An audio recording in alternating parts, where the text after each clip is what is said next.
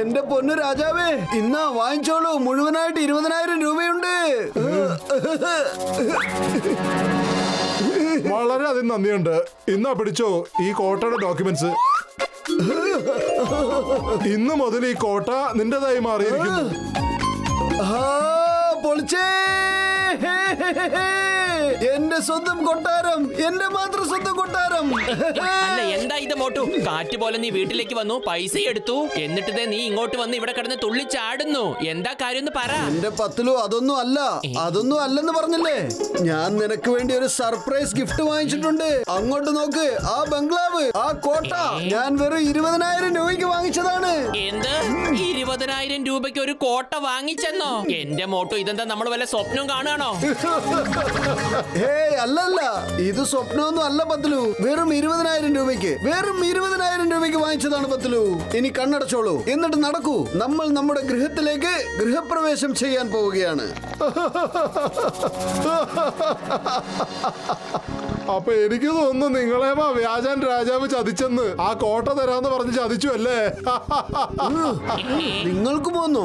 എന്ന് വെച്ചാൽ എന്താണ്? ഞാൻ മുഴുവനായിട്ട് 20,000 രൂപയാണ് കൊടുത്ത് വാങ്ങിച്ചത്. അതിനയാള് രാജാവും മന്ത്രിയും ഒന്നും അല്ലെന്ന്. അയാളൊരു പഠിച്ച കള്ളനാണ്.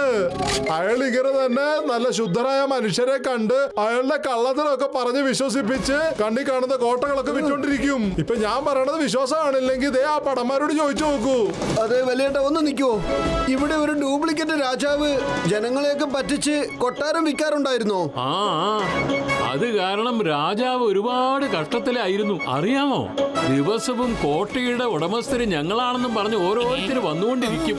ഞങ്ങൾ അതിനുവേണ്ടി ഇവിടെ കാവൽ നിൽക്കുകയാ, മനസ്സിലായോ? മതി, ഒരേ ഒരു പ്രാവശ്യം അവർ എന്റെ കയ്യിൽ അകപ്പെട്ടാലുണ്ടല്ലോ, പിന്നെ നോക്കിക്കോ. എന്ത് ഡ്യൂപ്ലിക്കേറ്റ് രാജാവോ? പത്തലു, എന്റെ 20,000 രൂപ പോയേ. അത് പോയില്ലേ? രാത്രി മുഴുവനും കിടന്ന് സ്വപ്നം കണ്ടിട്ട് അത് യാഥാർത്ഥ്യമാണെന്ന് പറഞ്ഞ് ഇപ്പൊ ദേ കാശ് കൊണ്ടുപോയി കളഞ്ഞിരിക്കുക. വീട്ടിലേക്ക് വാ. ഞാനവനെ വെറുതെ വിടൂല, ഞാനവനെ വെറുതെ വിടൂല.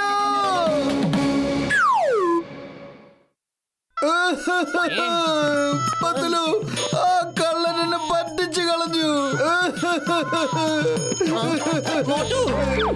നമ്മുടെ കയ്യിൽ പാല് മാത്രം ഉള്ളെങ്കിൽ കൂടെ അത് വിശക്കുന്ന സമയത്ത് എടുത്ത് കുടിക്കണം, എങ്കിലേ വിശപ്പ് മാറൂ. നീ ഒരു വാക്ക് പോലും എന്നോട് ചോദിച്ചില്ല. നീ എടുത്തു ചാടി എന്തൊക്കെയോ ചെയ്തു. ഇനി പോയതിനെ കുറിച്ച് ഓർത്ത് ചിന്തിക്കേണ്ട, മനസ്സിലായോ മോട്ടു?